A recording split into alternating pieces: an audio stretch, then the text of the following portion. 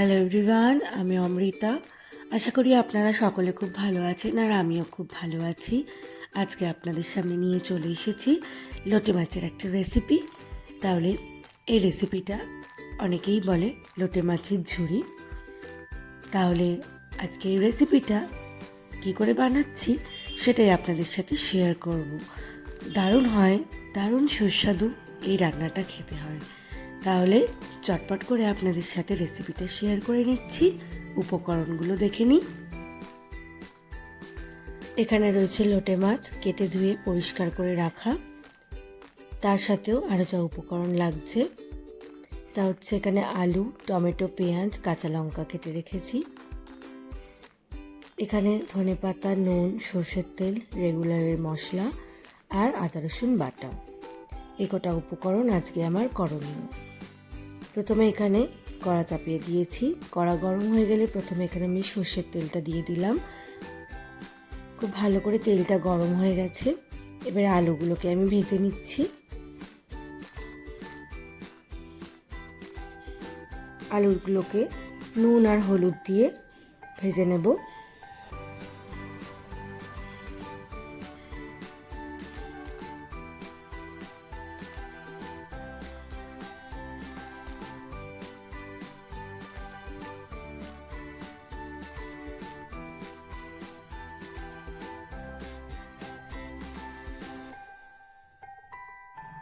আলুগুলো খুব ভালো করে ভাজা হয়ে গেছে।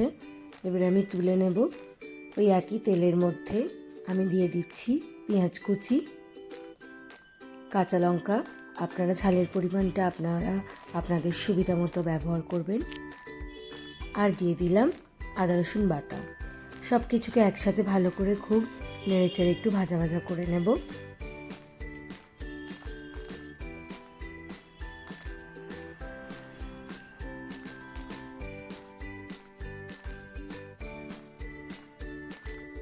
বেশ কিছুক্ষণ ভেজে নেওয়ার পরে এর মধ্যে আমি দিয়ে দিচ্ছি টমেটো কুচি। টমেটো কুচি দিয়েও খুব ভালো করে কিছুক্ষণ ধরে কষতে থাকবো।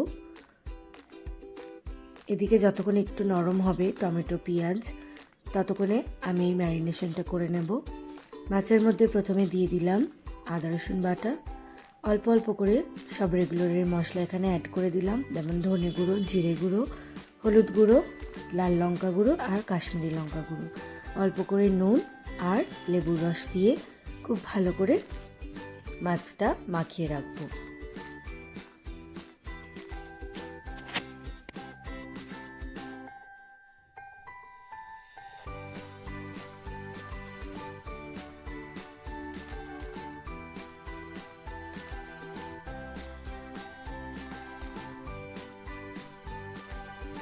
এদিকে পেঁয়াজ টমেটো বেশ ভাজা ভাজা হয়ে গেছে। উপর থেকে অল্প করে নুন আর রেগুলারের মশলাগুলো অ্যাড করে দিলাম। দিয়ে খুব ভালো করে মশলাগুলোকে সব কিছুর সাথে মিশিয়ে নিতে হবে।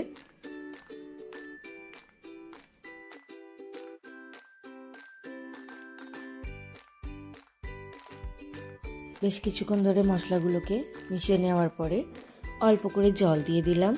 জল দিয়েও খুব ভালো করে আবারও মিশিয়ে নিতে হবে।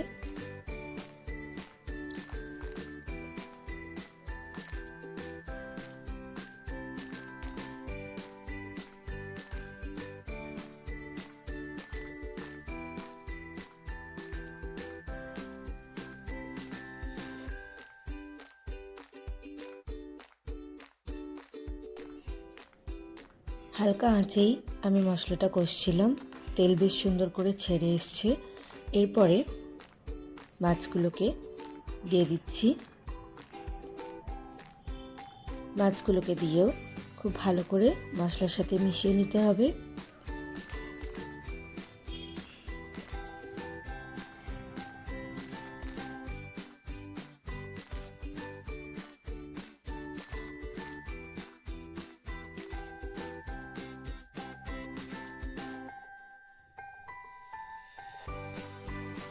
মশলার সাথে কিছুক্ষণ একটু ফুটতে দেব।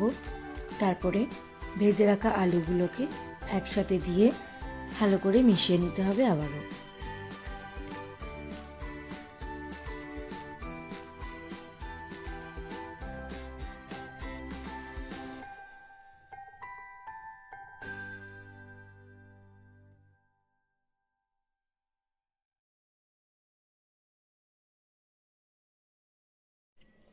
খুব ভালো করে আলু, পেঁয়াজ আর মশলাগুলোকে মিশিয়ে নেওয়া হয়ে গেছে। কিছুক্ষণ একটু লো ফ্লেমে রেখে দিয়েছিলাম। এরপরে ঢাকা দিয়ে দেব। ঢাকা দিয়ে এরপরে পুরো রান্নাটা করে নেব। 5 থেকে 7 মিনিট পরে আপনাদেরকে ঢাকা খুলে দেখাচ্ছি। দেখুন কতটা জল বেরিয়েছে। এক্সট্রা কোনো জল আলাদা করে দেওয়ার এখানে প্রয়োজন নেই। এই জলেই পুরো রান্নাটা হয়ে যাবে। সব কিছুকে আবারও ভালো করে একসাথে মিশিয়ে নেব।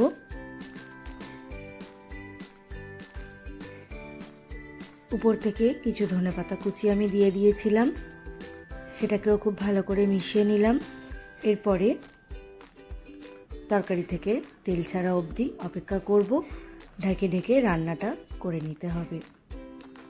এই জলটাকে পুরোটাই শুকাতে হবে। আমি মাঝে মাঝে ঢাকা খুলে একটু নাড়িয়ে দিয়েছিলাম। আপনারাও ঠিক এইভাবেই করবেন। একদম লো ফ্লেমে আমি রান্নাটা করছি।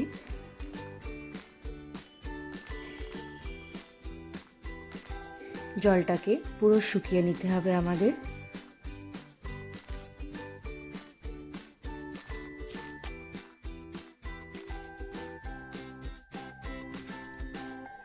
কত সুন্দর করে তেলটা ছেড়ে এসছে। আবারও একসাথে ভালো করে মিশিয়ে নিচ্ছি। যতটুকুনি জল আছে এটাকেও আমরা আরও কিছুক্ষণ রেখে শুকিয়ে নেব। প্রায় রান্না হয়েই এসছে। আরও অল্প কিছুক্ষণ রেখে ভালো করে জলটাকে শুকিয়ে নেব। উপর থেকে ধনেপাতা কুচি দিয়ে দিলাম। সেটাকেও ভালো করে আরও একবার মিশিয়ে নিচ্ছি।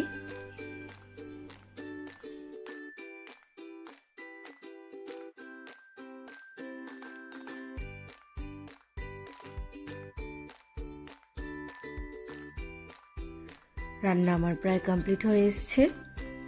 এখানে কয়েকটা চেরা কাঁচা লঙ্কা দিয়ে দিলাম। আপনারা চাইলে অ্যাভয়েড করতে পারেন। যদি ঝাল ভালো লাগে খেতে তাহলে আপনারা এখানে অ্যাড করতে পারেন। দেখতেই পাচ্ছেন আগে থেকে কতটা জল ছিল আর পুরোপুরি শুকিয়ে এসছে। একদম রান্না এখানে আমার কমপ্লিট হয়ে গেছে। আপনারা যদি চান এটাকে আরও শুকাতে পারেন, তবে আমি এটা এই পর্যন্তই রাখবো। ভাতের সাথে খেতে খুবই ভালো লাগবে এই রান্নাটা। তাহলে আজকে লোটে মাছের এই ঝুড়ো আপনাদের কেমন লাগলো অবশ্যই কমেন্ট করে জানাবেন। ভালো লাগলে একটা লাইক করে দেবেন, শেয়ার করবেন আপনাদের প্রতিবেশী বন্ধুবান্ধবদের সাথে।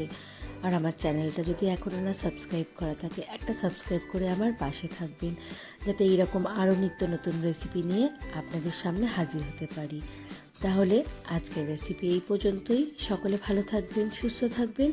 দেখা হচ্ছে নতুন কোনো রেসিপি নিয়ে এই চ্যানেলেই খুব তাড়াতাড়ি।